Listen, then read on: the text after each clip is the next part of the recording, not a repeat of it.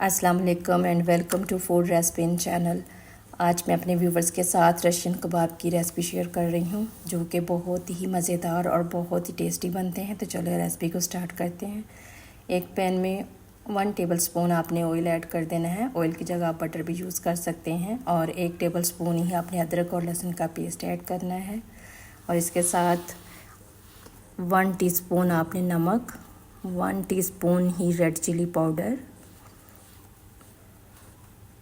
1/2 T spoon آپ نے گرم مسالہ پاؤڈر، اور 1/2 ٹی اسپون ہی آپ نے بلیک پیپر ایڈ کر دینا ہے۔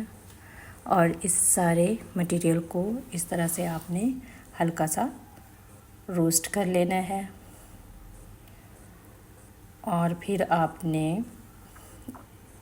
1/2 پیالی گرین کیپسیکم اور 1/2 پیالی ہی آپ نے ریڈ کیپسیکم ڈائس فارم میں کاٹ کے اس کے اندر ایڈ کر دینی ہے، اور 1 پیالی آپ نے بند گوبھی چھوٹی چھوٹی اس طرح سے کاٹ کے ایڈ کر دینی ہے، اور تھوڑی سی گرین چلیز اور تھوڑے سے گرین انینس ہیں، ان کو بھی آپ نے اپنے ٹیسٹ کے مطابق ایڈ کر دینا ہے کاٹ کے، اور 1 پیالی آپ نے چکن کا ایڈ کرنا ہے۔ چکن کو بوائل کر لیں اور ان کے پیسز بنا لیں، اور یہ شریڈڈ چکن کی 1 پیالی بنے گی تو آپ اس میں ایڈ کر دیں، اور اس سارے مٹیریل کو آپس میں پراپرلی مکس کرنے کے بعد آپ نے اس کو پکانا ہے۔ اس کے اندر جتنا بھی موئسچر ہوگا آپ نے اس کو ڈرائی کرنا ہے۔ ایک تو موئسچر بھی ڈرائی ہو جائے گا، اور دوسرے یہ پک بھی جائیں گے۔ تو جب آپ کے ساری ویجیز اور چکن اس طرح سے آپس میں مکس ہو جائے اور اس طرح سے پک جائے تو اب آپ نے اس کو پلیٹ آؤٹ کر دینا ہے۔ فلیم کو آف کر دیں، اور پھر آپ نے پین میں تھوڑا سا زیرہ اس طرح سے ایڈ کرنا ہے، اور 1 ٹیبل سپون ہی آپ نے آئل کا، اگر آپ آئل نہیں یوز کرنا چاہتے تو بٹر ایڈ کر دیں، اس سے تو بہت ہی اچھا ٹیسٹ آتا ہے۔ اور اس کو تھوڑا سا آپ نے روسٹ کرنا ہے۔ روسٹ کرنے کے بعد آپ نے 1 بڑا چمچ میدے کا ایڈ کر دینا ہے، اور اس میں میدے کو اس طرح سے روسٹ کریں۔ جب آپ پراپرلی میدے کو روسٹ کر لیں تو پھر آپ نے آلموسٹ 1 کپ دودھ لینا ہے، جس کو گریجولی اس روسٹڈ میدے میں اس طرح سے ایڈ کرتے جانا ہے، اور اگر لمس بن جاتے ہیں تو آپ نے اسپیچولا سے ہی ان لمس کو اچھے طریقے سے اس دودھ میں ڈیزولو کر دینا ہے۔ یہ دیکھیں اس طرح سے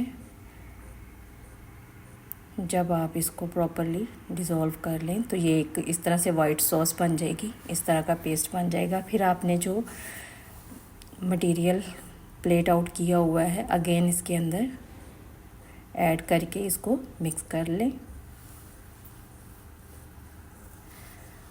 اور ویورز آپ کی جو فلیم ہے وہ میڈیم ہی ہونی چاہیے، اور اس طرح سے آپس میں اس کو پراپرلی مکس کر کے تھوڑا سا پکائیں۔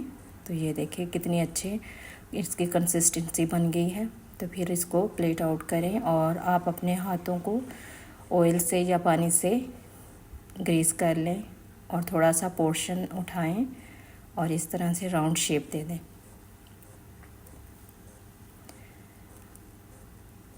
اور آپ نے اسی پروسیجر کے تحت اپنے تمام رشین کباب ریڈی کر لینے ہیں۔